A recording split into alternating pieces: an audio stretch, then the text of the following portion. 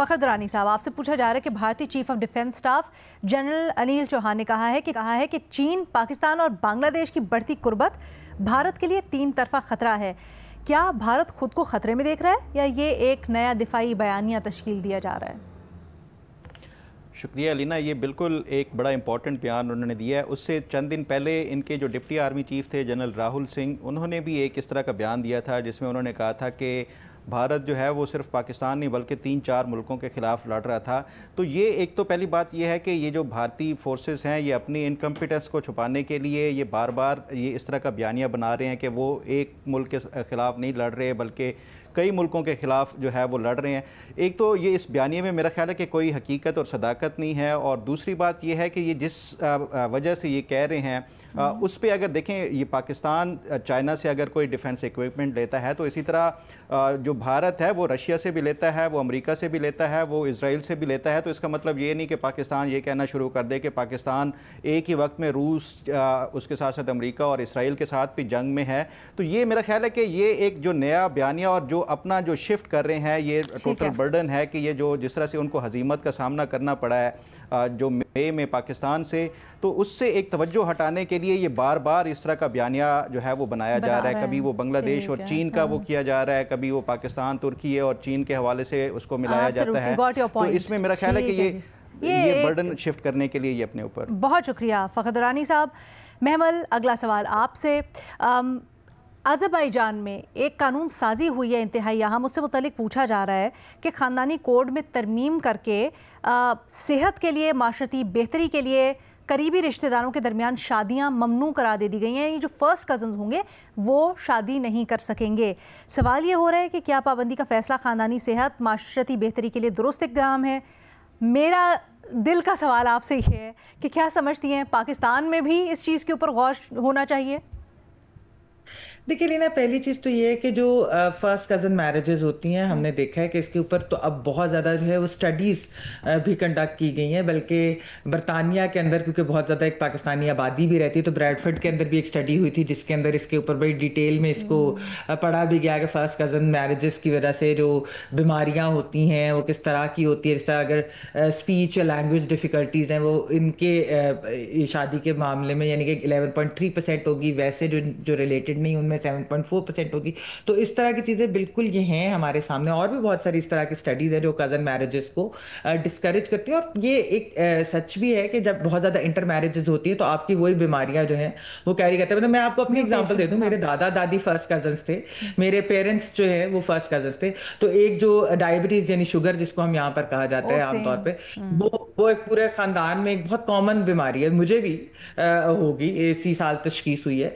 तो बेसिकली ये वाली चीज़ें जरूर होती है, लेकिन जो ये ममनू करार देने की यानी कि बाय लेजिस्लेशन या बाय लॉ अगर जो बैन करने की बात होती है, मैं इस चीज के हक में नहीं हूं। मेरे ख्याल में प्रॉपर अवेयरनेस कैंपेन्स इस चीज के बारे में जरूर होनी चाहिए। बाय फोर्स ऐसी शादियां नहीं होनी चाहिए, अगर लेकिन बाय चॉइस अगर कोई करना भी चाहता है तो कल्चरली रिलीजियसली तो उसमें कोई ऐसी आड़ नहीं है, लेकिन पता जरूर होना चाहिए कि इसके नुकसानात क्या हैं। तो अवेयरनेस कैंपेन्स की जरूरत है ताकि जो एडल्ट्स हैं वो इन्फॉर्म्ड डिसीजन कर सकें।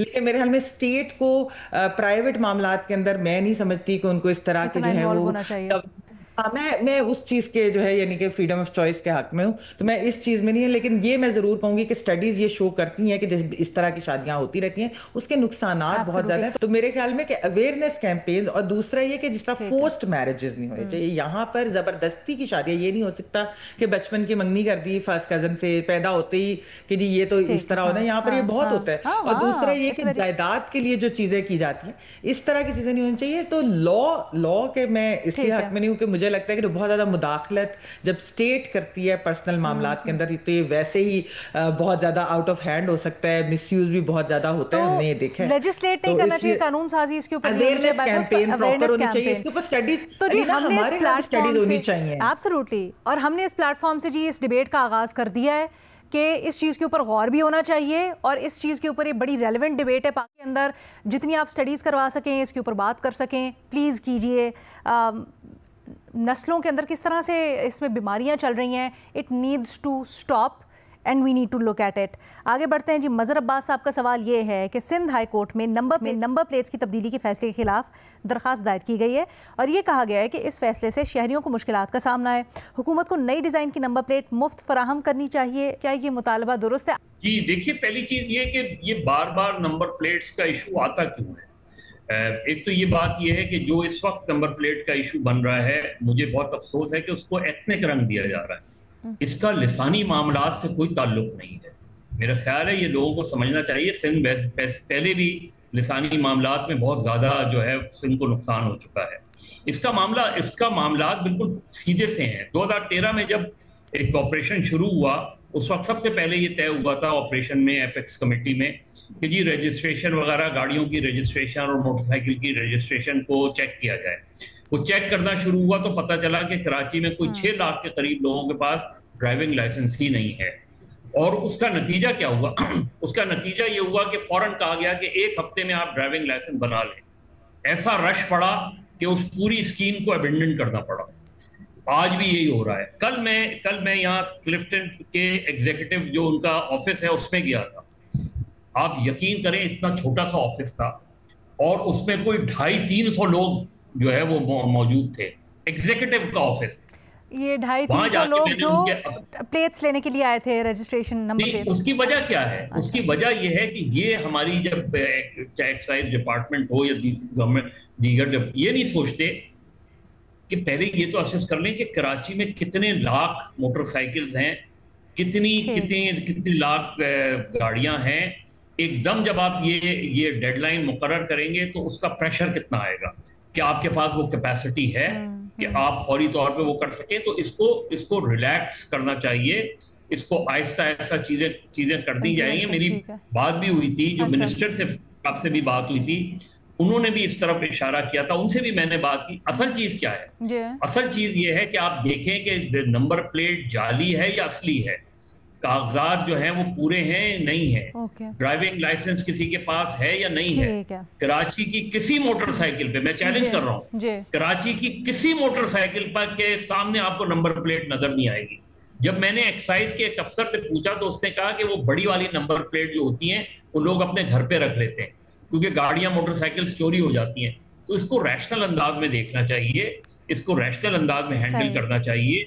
इंपॉर्टेंट ये है कि बार बार नंबर प्लेट्स तब्दील करवाना भी कोई बेहतर अमल नहीं है। असल चीज ये कि गाड़ी हो, मोटरसाइकिल हो, इसकी रजिस्ट्रेशन चेक होनी चाहिए, ड्राइविंग लाइसेंस चेक होना चाहिए और एक लूज सी पॉलिसी रखें आप।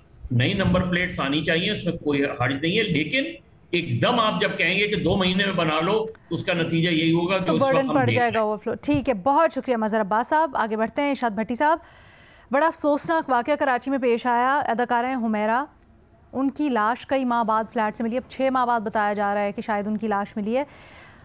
कोई करीबी दोस्त अजीज़ उनकी गैर मौजूदगी महसूस ना कर सका। आजकल सोशल मीडिया का दौर है, इतने फॉलोअर्स होते हैं, वो खुद एक सेलिब्रिटी। ऐसे में हकीकी दोस्त होना कितना अहम है और ये जो मामला हुआ है इसको आप किस तरह से देखते हैं? मैडम शेख, यकीन करें दिल दुखी है, बहुत तकलीफ़ में हूँ ये सोच कर कि जो उसके आखिरी लम्हे होंगे, आखिरी दिन होगा, आखिरी घंटे होंगे हुमैरा के, वो कैसे गुजरे होंगे। और इससे पहले आयशा साहिबा, वो भी अदाकारा थी, सीनियर अदाकारा थी, उनकी भी एक फ़ैमिली मौजूद थी, बच्चे भी मौजूद थे और वो भी कोई 6-7 दिन उनकी लाश पड़ी रही। तो यहाँ सवाल ये उठता है और बड़ा ही तकलीफ़ के साथ और माज़रत के साथ कहूँगा कि अल्लाह इतने बेहिस पड़ोसी किसी को ना दे जो मुझे नहीं लगता इंसान कहलाने के लायक हों। और फिर आप दोस्त की बात करते हैं, माँ मौजूद, बाप मौजूद, 2 बहनें मौजूद, 2 भाई मौजूद, रिश्तेदार मौजूद। क्या कसूर किया था? यही कसूर किया तो उसने अपनी ज़िंदगी खुद से जीने के लिए अपना फ़ैसला खुद से लिया और चली गई। कितनी बड़ी नाक है इस फैमिली की, कितनी बेरहमी और बेहिसी है कि बेटी 6 महीने, 8 महीने, 9 महीने, 2 महीने तो वो लाश पड़ी रही, किसी बंदे ने खबर नहीं ली, किसी ने पता नहीं किया, माँ का कलेजा नहीं फटा, बाप की मोहब्बत नहीं जागी, बहन भाइयों ने तवज्जो नहीं दी, रिश्तेदार नहीं आए, पड़ोसियों ने दरवाज़ा नहीं खटखटाया, शोबिज़ इंडस्ट्री जो है उसने पलट कर खबर नहीं ली। तो ये कौन सी दुनिया है जिसमें हम मैडम शेख रह रहे हैं? ये सोशल मीडिया की दुनिया, ये स्टार जो होता है या जिसको लोग पहचानते हैं या जिसने कोई कंट्रीब्यूशन होती है, क्या उसकी अपनी पर्सनल लाइफ या उसके अपने रिश्ते या खून सब कुछ ही सफ़ेद हो गया है? मुझे तो समझ नहीं आ रही कि ये हुआ क्या है और कैसे हो गया और क्यों हो गया। मैं सवाल उठा रहे हैं भट्टी साहब, अभी बहुत से सवालात हैं जो लोगों के जहनों में भी हैं और तहकीकात चूँकि चल रही हैं, लेकिन ये बड़ी तशवीशनाक बात है कि 6 महीने से एक इंसान गायब हो, सोशल मीडिया से फ़ोन भी ना उठा रहा हो, फ़ोन बंद आ रहा हो, बिल्कुल कहीं उसका अता पता ना हो, लेकिन एक शख्स भी कोई ऐसा ना हो जिसने जाकर फिज़िकली ये इंश्योर किया हो कि वो है कहाँ, वेयर अबाउट्स कहाँ हैं उसके। सो ये इसमें पहलू बड़ा तशवीशनाक है जी।